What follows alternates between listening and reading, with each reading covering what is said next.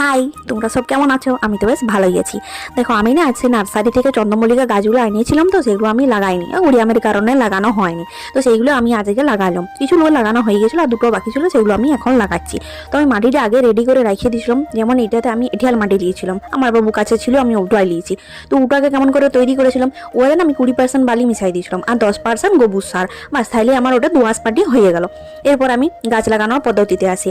এই যে চন্দ্রমল্লিকা গাছ, এতে না জল দাঁড়ালে না শিকড়গুলো পচে যাবে। তো তোমাদেরকে কি করতে হবে, জল দাঁড়ানোর যাবে নিয়ে আর নিকাশি ব্যবস্থাটা ভালো করতে হবে। তো তাই জন্য আমি এই প্লাস্টিকের 6 ইঞ্চি টবগুলো নিয়েছিলাম, ভালোটি করে আমি সিটকে গরম করে পরে ফুটুয়া করে নিয়েছি, যাতে জলটা তাড়াতাড়ি করে বেরিয়ে যায় ওই জন্য। আর তারপরে টবের তলায় আরো 10% বালি নিয়েছিলাম, আর প্যাকেটগুলো ভালোটি করে কাটলাম। আমি যত তাড়াতাড়ি দেখাচ্ছি অত তাড়াতাড়ি পাবো, নাহলে শিকড়গুলো সব কাটিয়ে যাবে। তো আমি আস্তে আস্তে করে কাটিয়েছিলাম, দিয়ে পরে ওটাকে বসাই দিই, ভালো করে বসাইলাম। তারপরে দু সাইড থেকে মাটি দিয়ে দিলাম। দেখবে আমি যখন জল দিচ্ছি কেমন হড়হড় করে নামিয়ে যাবে। এইটা হলো গাছটা লাগানোর আদর্শ পদ্ধতি। বাই।